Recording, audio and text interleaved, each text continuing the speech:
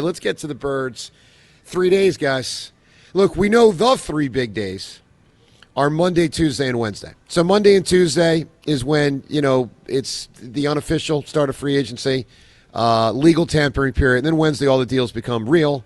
And then by like Thursday and Friday, things quickly simmer down. And then there's a lingering for a month and all that. But, much of the action will happen in the first 3 days of next week. Today at 215-592-9494. I want to ask you what your expectations are of what will happen. It is Howie season. Thank God for Howie. He's given us an unbelievable decade. Unbelievable. Best decade of our lives. I mean, maybe other than the Flyers in the 70s. Which wasn't of our lives for all of us. Which was not here, of our lives. Yep. Of those of us that are, under 50 or so. Best decade we've had. But, there's challenges here. There's a lot of needs. There's some notable players that are free agents. You got the AJ situation. I ask you today at 215-592-9494, what are your expectations of what happens next week? And you guys know the big names, N'Kobe Goddard, Blankenship. We're talking about Jalen Phillips. We're talking about AJ and others. Expectations of what will happen, how you think you'll feel. John, talk to me. I expect a lot of turnover, but I expect a big prize on the other side of this. Interesting. I was really excited to revisit that Maxx Crosby sound. I don't know if this was something that you've heard, but it's circulating, and it was Maxx Crosby talking in December about his excitement in playing in Philadelphia. Said he'd never played here and was so looking forward to it. I'm paraphrasing it, but he had his phone out. He was taking photos of the tailgating and the pregame and the pomp and circumstance at the Eagles game, something he had not done before. Game he was being held out of, much to his chagrin. Yeah, how about that? I know. So Maxx Crosby talking up the Eagles, even though it was in December, it sounds legit. It is so heartfelt, and Jimmy has it. Yeah, James, let's listen to this. All right, so James has just quickly dug up this audio. Let's listen to Crosby from a couple months ago. Like cities that really have like substance to them and like true fan bases and love for their city and the game. And like going to Philly, like you can feel that energy when you go there. Like there was people everywhere downtown. We stayed right downtown in the thick of it. You know how Philly is. They're rowdy. They're crazy. They're flipping off the buses. Just giving you the bird. Yeah, they didn't give a damn about anything. And then we pull up. We're driving up to the stadium. And I low-key, I never do this, but, I was driving into Philly. And this is the first time I've ever played in Philly, so that's why I took some pictures. But I was driving into there's trees and just all white and just fans everywhere in the tailgate. And you could just see the stadium behind. And I took a couple dope-ass pictures because it's this is my first time ever playing there. And it just, if you're true, if you love football, that's what you dream of as a kid, playing in Philadelphia in December in a grimy-ass environment. That's exactly what you dream for. This guy wants to be an Eagle. Listen to him. He is such a badass, and he wants to bring his badassery here based on his experience here. So it's real, and it is valid, and to me, that matters. And to me, that makes it okay if we don't bring Jalen Phillips back, and I don't think we will bring Jalen Phillips back. Remember, he was awesome for us last year, but I just don't quite trust it. He retired from football when he was 19 at UCLA. He's been in, he's been out, toe in the water, so to speak, and I know it's a little bit unfair. I'm worried about that. A little bit. Mm-hmm. I know he gave us a great year, but it's still on his record, so to speak. It's still in that little black book. Maxx Crosby does not have any negatives in that little black book. This guy wants to dominate. He does dominate. He wants to dominate as an Eagle. So, again, I am very encouraged by that. I'm disappointed that we can't bring everyone back because we know that these guys made a difference for us, but I do think Dallas Goedert's gone. I think he had an unbelievable year last year. I think they helped him have an unbelievable year last year with the way they called plays in the red zone.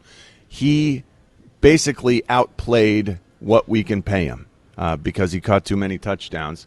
I think he's gone. N'Kobe, you know how much I love him, and I'm still holding out hope But I think his style, that kamikaze type style, I love that. But it also limits Nakobe. It also creates a situation where he bangs himself up while banging others up. And we can see that in how much he plays. So when he's in there, he absolutely makes a difference. He keeps this team together. We've talked about it. But he's not always available as much as I'd like. And the fact that we have Trot Jr. and Jahad Gamble, I'm finally coming to grips with the fact that this guy, he's amazing, but he's probably not going to be an Eagle. It's just the money doesn't work. On the other hand, I think the money for Reed Blankenship will work just because he is – remember how I don't know if you were confused. A couple years ago when the Eagles started talking about how Reed Blankenship was the captain of the defense in the offseason, I was completely perplexed. Yeah, we didn't see him as good enough to be I had no idea. Yeah. He matters more to this team than he does to any other team out there. Well, he could matter to another team could value that. Well, I think we'll get him back here because he won't be too but maybe I'm just saying the Dallas Cowboys could value that. I mean, listen, obviously I don't think teams are going to value him as much as we do. Maybe. Well, look, but that's great. That's good for us. The bottom line. Look, and AJ's gone to New England.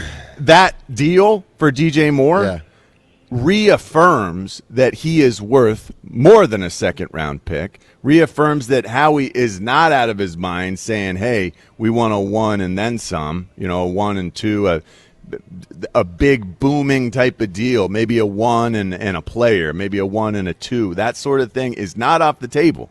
And I do think it will continue to be – well, I don't know how much longer this is going to last. I think it'll get done in the next week. Yeah, no, I think next week's, the key week. Look, 215-592-9494 to weigh in on all this. And most of the action will happen Monday, Tuesday, and Wednesday next week. So we ask you, with this Howie season, what are your and by the way, for all his recent quality drafting, he's had other years we've said bad drafting, but I think generally when people talk about Howie season, they're more talking about March. It's the wheeling and dealing. I mean, the draft, they're wheeling and dealing with trades, up and down, up and down, up and down, all over the place. But mostly Howie season means the March craziness. James, I was about to say March Madness. That's a different sport, I think. Very different, yes. But this is a form of March. For what it is as well. Yes. But this is a form of March Madness in that Howie goes wild and usually is very successful. We'll ask you today at 215-592-9494, what do you expect him to do? Here are my expectations before I go individual player.